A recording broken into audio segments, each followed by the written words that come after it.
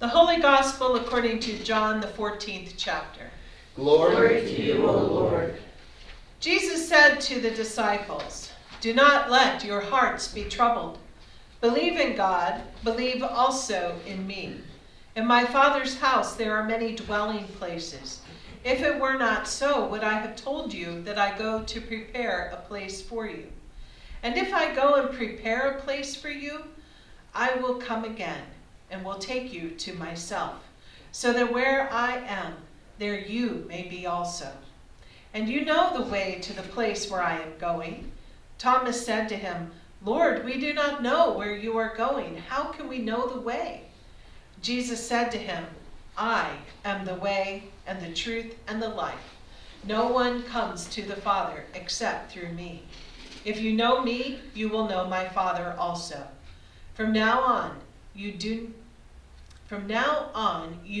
know him and have seen him."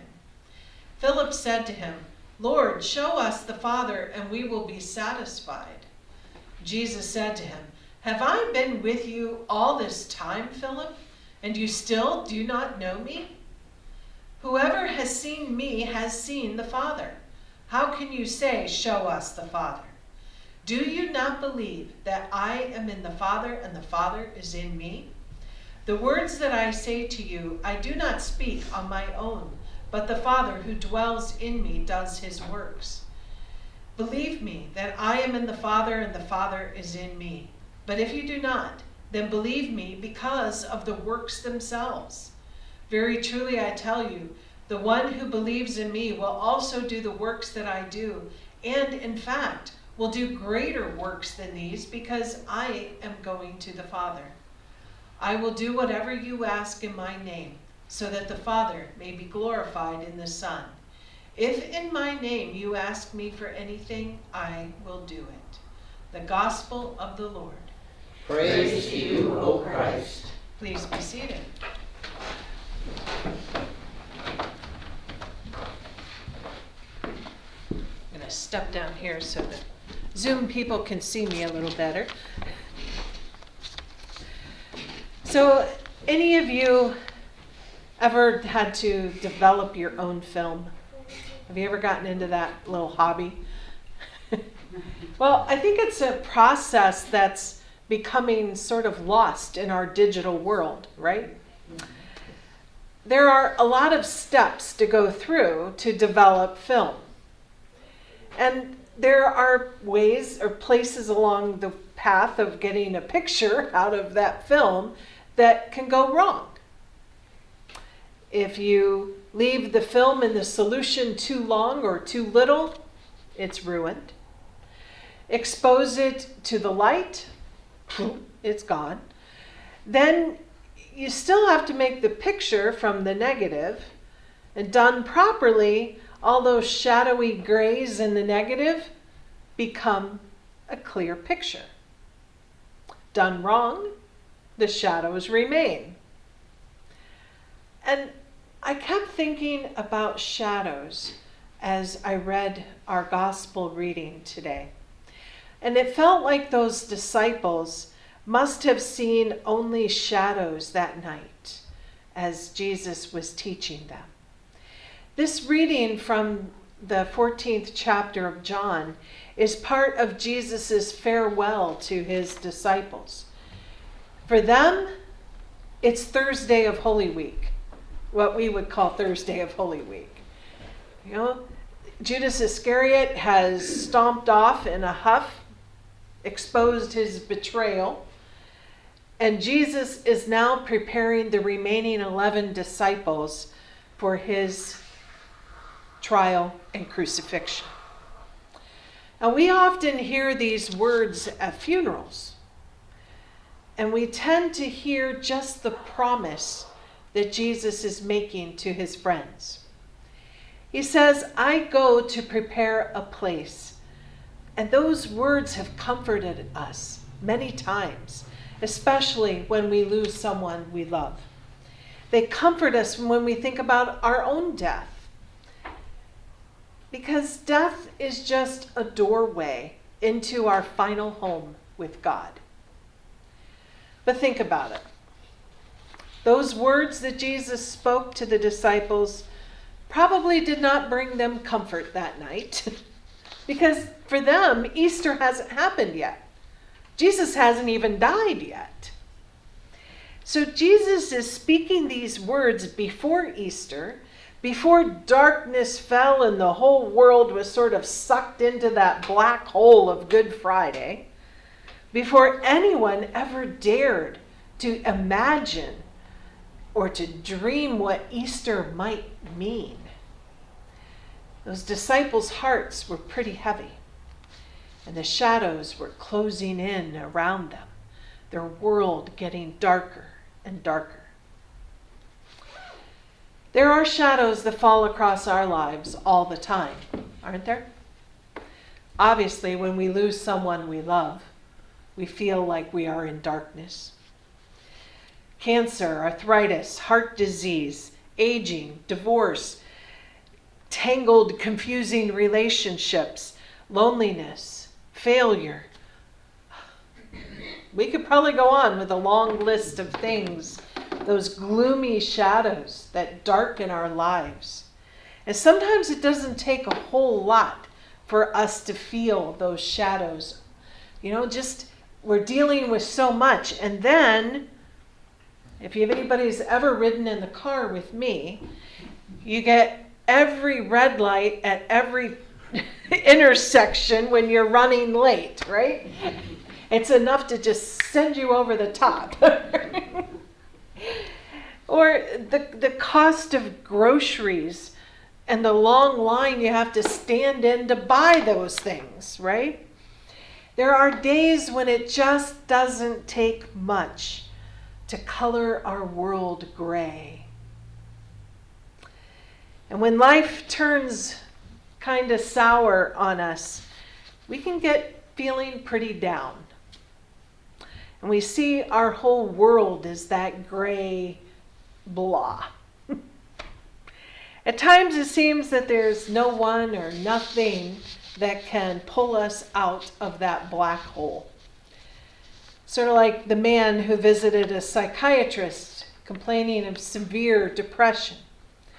After consulting, the psychiatrist prescribed him a trip across town to the circus to go have a good laugh, watch the clowns, have fun. And the man says, "But Doc, I am the clown." Yeah. Like, where do you go? Where does one go to be lifted up, right? Sometimes when life is gray, there's like nothing is going to help. We no longer have a problem. Our whole life has become a colorless, deep, dark hole.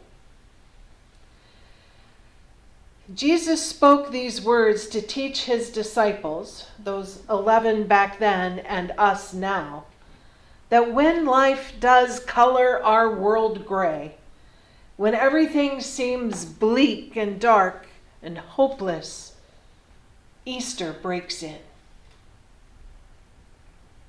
Easter breaks in. And we all need a little bit of Easter, don't we? We all need it. Not like the Easter we need when we're facing death, and Easter breaks in a big way as we anticipate the arms of Jesus holding us. Not like the great glad day when Easter will break through in unimaginable ways and bring with it the new Jerusalem and the new earth. We just need a little Easter. The promise of Jesus is that Easter does break into our lives, as it did into the life of a rather grumpy lady who lived by herself. The woman was, she was described as a pain in the neck to everyone around her. She had broken her hip, and that experience had sort of soured her to everybody and everything. She complained about anything. And when she couldn't find something to complain about, she would just snarl at people. She really liked to snarl at the Meals on Wheels delivery person. And she would snarl at them to just leave the food and go. Well, Marcia was delivering the meals to this woman, and she admits that at times it was hard to be nice to her. One day, Marcia was doing her rounds with her 2 young sons. They were enjoying the visits with the people. As children do, they sort of turn things into a game. The 5-year-old picked out magazines to take in, and the 2-year-old, well, like most 2-year-olds, went and picked some dandelions for her. So Marcia knocked on the door, and the cranky voice said, "You're late! You're late! Come on in, the door's unlocked." So the boys rush in, and the 5-year-old says, "Look, I brought you some magazines." And the 2-year-old rushes over and he nearly falls in her lap to give her those dandelions. She took her boy's hands to leave. As she's going back to the car, she looks back at the woman, and the woman had managed to pull herself up out of her chair, clutching those dandelions in her hand, and she waved goodbye. And that bitter, hard face has sort of melted into a smile, and tears were coming down her cheeks. Easter is like that. In little ways, Easter bursts into our lives that are colored gray. Easter is like that bright colored, simple thing like 2 dandelion weeds that someone picked and handed us, and is full of life as that child who brought them. It brings us hope, and it changes us. The church celebrates Easter as a season of 7 weeks, but we need Easter all year. We need Easter when the shadows fall heavy and they blur our reality so that we only see shades of gray. It is then that Easter breaks in with the smile from a friend, in the words of a song, the sound of the birds chirping, the laughter of children. And then we see something once hidden by those shadows. That life is a good gift from God. I've experienced these types of little Easters all my life, haven't you? All those little things that happen. When I accepted my second call, it was on a Sunday, and my mom died 2 days later. I was preparing to say goodbye to my parish, and I had to say goodbye to my mom. I wasn't excited about heading to this new job. Thankfully, though, I had taken a couple of weeks in between that I could just go and do something. So I decided to drive out to my brothers, who lived in Washington State at the time. So I was driving from Pennsylvania to Washington, right? The tears didn't come until I got to Ohio, and then they just flowed. There was a lot of grieving to do, and I hadn't taken the time to do any of it. The next day, I was in Nebraska. And in the midst of all of this grief, I look up in the sky, and there's the shape of a cloud, something that made me just laugh out loud. The next day, I'm in Wyoming, and I saw the snow-covered mountains, and it reminded me of the vastness of God's creation and God's love. The visit with my brother's family was wonderful, and I turned to head home. And then my mind began to make lists of things to do and to ask when I got to my new call. And I realized that I had turned that corner that I had used all those little Easters to help heal that grief and get me to where I could go and experience this new call with joy. We need Easter all year long. We need it in our personal lives, but we need Easter in our churches as well. These days, too many shadows fall across our churches. Shadows of memories of the 50s and 60s when going to church was the only thing to do. Shadows of too many options for Sunday mornings. Shadows of an unchurched culture. Shadows of disagreements and problems within churches.